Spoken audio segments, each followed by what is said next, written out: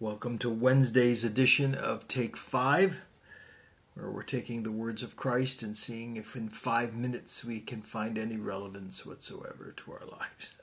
And we're finding a ton. Although today the relevance will be clear, but the application will be really, really hard.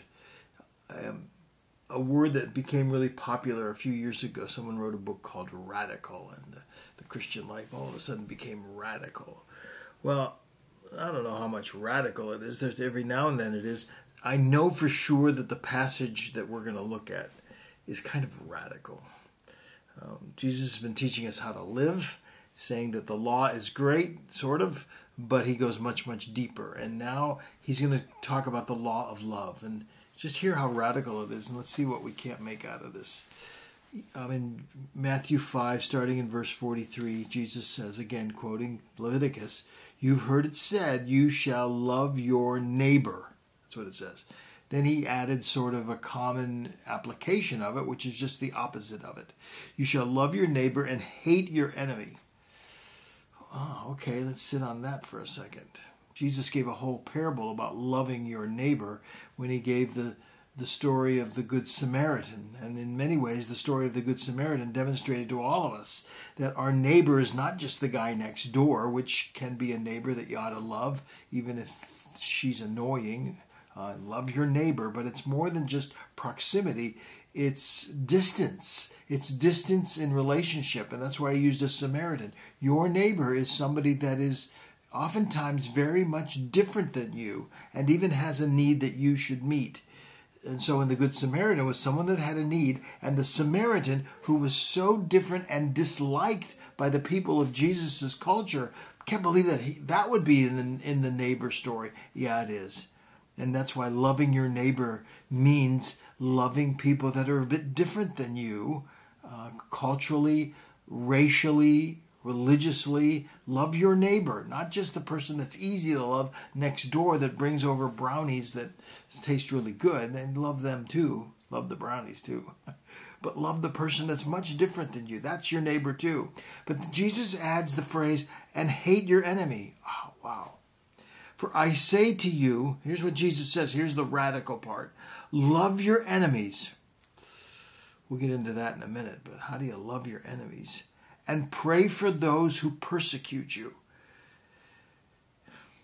That's the radical nature of the Christian life. Don't just love people where it's comfortable. Love people when it's uncomfortable. Pray for those who persecute you.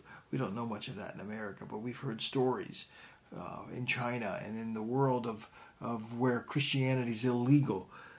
They hide from their persecutors, but they also pray for them as well.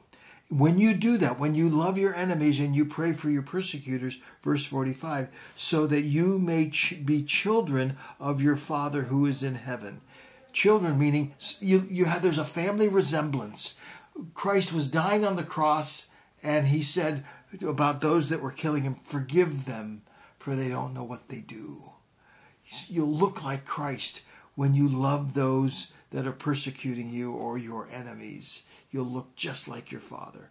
Your Father who, by the way, who makes the sun rise on the evil and on the good and sends rain on the just and the unjust. And then he asks these pointed questions. For if you love those who love you, what reward do you have? Everybody does that, he says. Don't even the tax collectors do the same? Yeah, they love their friends.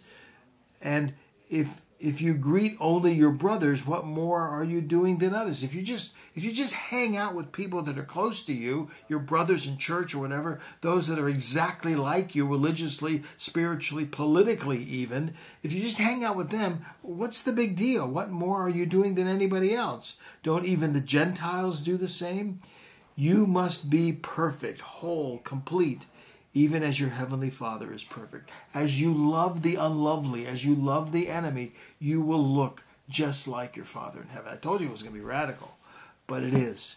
Look to love those who are different than you. Look to even love and pray for those who are your enemies. I'll leave you with a story because we're at 5 minutes. Sue and I watched a movie the other day called Emmanuel. It was the documentary of the church in Charleston, 2015, I believe it was, where 9 African-American members of a Bible study were killed by a white supremacist. He came in, sat in, and you remember the story, and shot him up like crazy. The documentary called Emmanuel, look for it, is all about their forgiving. Boy, did they... I mean, it's hard. Don't hear it easy at all. But the forgiveness that those people had toward that one. They loved their persecutor. They loved their enemy and even forgave him. I can't even fathom it. It's radical. Have a great Wednesday. See you.